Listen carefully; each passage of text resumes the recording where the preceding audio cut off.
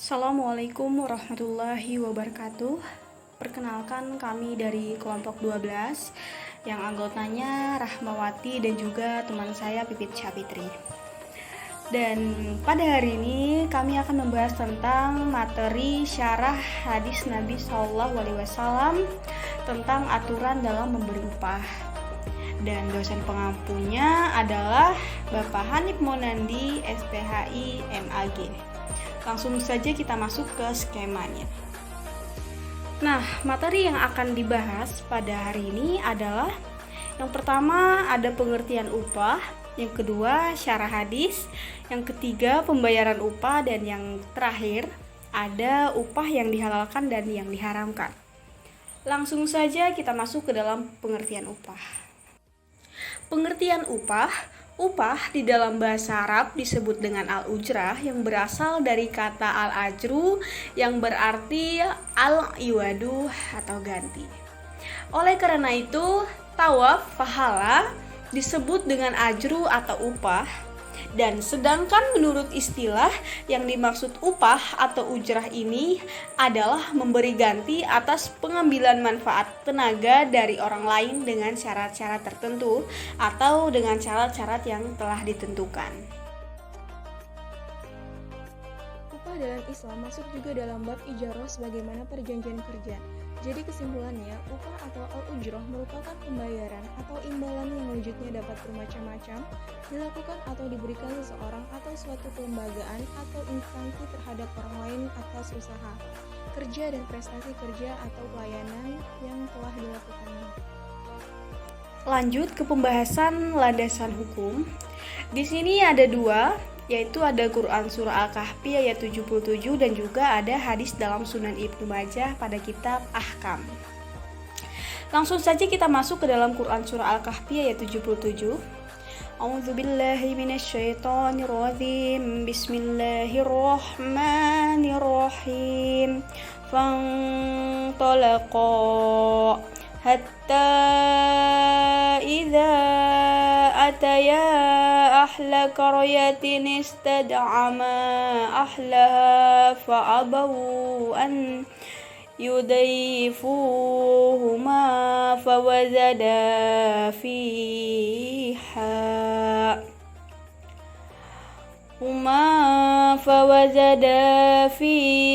zidaran yuridu ayyan qad fa'aqamahu qala lam syi'ta lattakhazta alaihi azra, yang artinya maka keduanya berjalan hingga ketika keduanya sampai kepada penduduk suatu negeri, mereka berdua meminta dijamu oleh penduduknya, akan tetapi mereka penduduk negeri itu tidak mau menjamu mereka.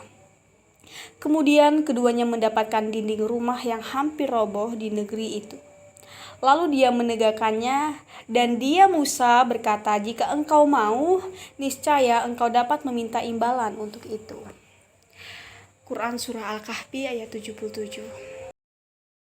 Yang kedua yaitu hadis dalam Sunan Ibnu Majah pada kitab Ahkam nomor 2434 yang berbunyi, Haddatsana Al-Abbas ibnu Al-Walid Al-Dimashqi haddatsana Wahab ibnu Sa'id ibni Atiyah As-Salami haddatsana Abdurrahman ibnu Zaidi ibni As-Salam an abihi an Abdillahi ibni Umar qala Rasulullah sallallahu alaihi wasallam a'tul ajrahu qabla an yajiffa araquh, yaitu artinya telah menceritakan kepada kami Al-Abbas bin Al-Walid Ad-Dimashqi berkata, telah menceritakan kepada kami Wahab bin Sa'id bin Atiyah As-Salami berkata, telah menceritakan kepada kami Abdurrahman bin Zaid bin Aslam dari bapaknya dari Abdullah bin Umar, ia berkata Rasulullah SAW bersabda, berikanlah upah kepada pekerja sebelum kering keringatnya. Oke, selanjutnya di sini ada syarah hadis Asbabul Wurud. Pihak tenaga kerja berhak menerima upah sesuai kesepakatan dan pihak majikanlah yang wajib membayarnya. Nabi Shallallahu Alaihi Wasallam juga memerintahkan memberikan upah sebelum keringat si pekerja itu kering. Dari Abdullah bin Umar, Nabi Shallallahu Alaihi Wasallam bersabda, berikan kepada seseorang pekerja upahnya sebelum keringatnya itu kering. Ada juga hadis pendukungnya yang berbunyi, Haddatsana Ahmad ibnu Muhammad al-Maghzili al-Makki haddatsana Amr ibnu Yahya an jaddihi an Abi Hurairah radhiyallahu anhu anna Nabi sallallahu alaihi wasallam qala ma'aba qallahun nabiyya illa ra'a al-ghanima qala asbabu wan faqal na'am kuntu ari ahal qarari yatillu ahli Makkah, yang artinya telah menceritakan kepada kami Ahmad bin Muhammad al-Makki telah menceritakan kepada kami Amr bin Yahya dari kakeknya dari Abu Hurairah radhiyallahu anhu dari Nabi Shallallahu Alaihi Wasallam bersabda, tidaklah Allah mengutus seseorang nabi melainkan dia mengembalakan kambing. Para sahabat bertanya, termasuk engkau juga? Maka beliau menjawab, iya, aku pun mengembalanya dengan upah beberapa kirot atau keping dinar milik penduduk Mekah tersebut. Bersegera menunaikan hak si pekerja setelah selesainya pekerjaan, begitu juga bisa dimaksud jika telah ada kesepakatan pemberian gaji setiap bulan. Tidak ada alasan untuk tidak membayar upah apabila pekerja yang ditugaskan kepada pekerja telah selesai dikerjakannya dan tidak mensyaratkan agar upah harus dengan akad. Yang dibolehkan adalah agar dicepatkan atau dilambatkan pembayaran upah sesuai dengan kesepakatan yang bersangkutan. Dalam kehidupan manusia, tidak semua orang dapat bekerja untuk dirinya sendiri karena ketiadaan modal kerja sehingga harus bekerja untuk orang lain. Bekerja untuk orang lain bukan suatu kekurangan karena Rasul pun sebelum diangkat menjadi Rasul adalah pengembala yang mendapatkan upah dari pekerjaannya sebagai pengembala kambing penduduk Mekah pada waktu itu. Barang siapa yang mengupah orang dalam jangka waktu 1 bulan dan waktu itu telah habis, maka wajib membayar upah pada pekerja tepat pada waktunya. Dan bila waktunya telah usai, maka majikan wajib melunasi upah pada pekerjanya sesuai haknya. Selanjutnya, pemilik usaha atau mu'jir berkewajiban membayar upah kepada buruh atau mustajir yang telah selesai melaksanakan pekerjaannya, baik dibayar secara harian, mingguan, bulanan, atau lainnya. Islam mengajarkan untuk mempercepat pembayaran upah, mempercepat pembayaran sewa atau kompensasi, atau sesuai kesepakatan kedua belah pihak dalam hal penangguhan pembayaran.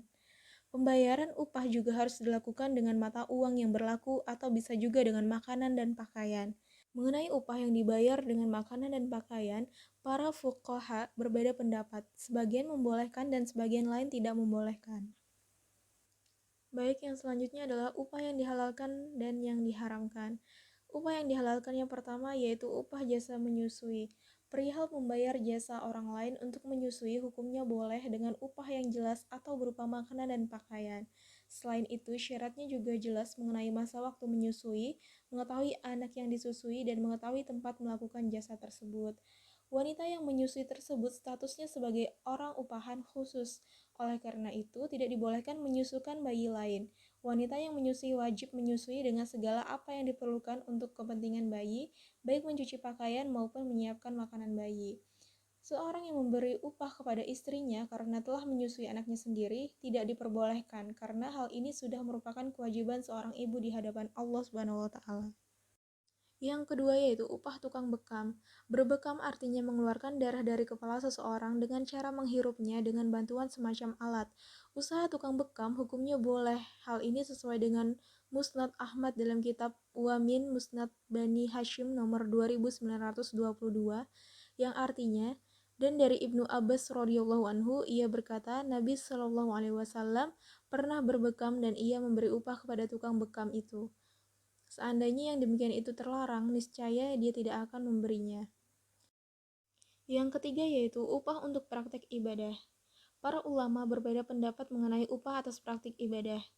Mazhab Hanafi menyebutkan bahwa membayar jasa atas praktik ibadah seperti menyewa orang lain untuk sholat, puasa, melaksanakan ibadah haji, membaca Al-Quran yang pahalanya dihadiahkan kepada orang yang menyewa, azan, imam sholat, dan lain-lain, hukumnya tidak boleh diharamkan untuk mengambil upah tersebut seperti dilansir dalam hadis Rasulullah SAW yang artinya dari Abdurrahman bin Syib radhiyallahu anhu, Nabi SAW, ia, ia bersabda, bacalah Al-Quran dan jangan kamu berlebih-lebihan, jangan kamu berat-beratkan, jangan kamu makan dengannya, dan jangan kamu mencari kekayaan dengannya.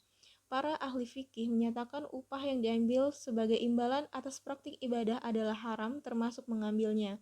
Akan tetapi pada zaman sekarang banyak ulama yang mengecualikan dalam hal pengajaran Al-Quran dan ilmu-ilmu syariat. Yang selanjutnya yaitu upah yang diharamkan. Yang pertama adalah upah pelacuran. Dalam Sahih Bukhari pada kitab Buyu nomor 2083 yang artinya diriwayatkan dari Abu Mas'ud Al-Ansari radhiyallahu anhu, Rasulullah shallallahu alaihi wasallam melarang uang dari hasil perdagangan anjing, uang pembayaran hasil pelacuran, dan hasil pembayaran tukang tenung. Yang kedua yaitu upah tukang tenung atau perdukunan. Yang ketiga upah persetubuhan binatang jantan. Seperti dalam Sahih Bukhari pada kitab Asbil Fahli nomor 2184 yang artinya dari Ibnu Umar radhiyallahu anhu, Nabi Shallallahu alaihi wasallam berkata melarang mengupahkan persetubuhan binatang jantan. Yang terakhir yaitu upah hasil dari mentato. Dalam Sahih Bukhari pada kitab Libas nomor 5944 yang artinya dari Abu Hurairah, Nabi SAW bersabda, mata adalah hak dan beliau melarang dari membuat tato. Yang dimaksud membuat tato adalah menusuk-nusukan jarum atau sebangsanya di punggung telapak tangan, lengan atau bibir atau tempat-tempat lainnya pada tubuh wanita yang tidak mengeluarkan darah. Kemudian memberikan celak atau kapur pada bekas tusukan tersebut sehingga kulitnya berubah menjadi warna hijau.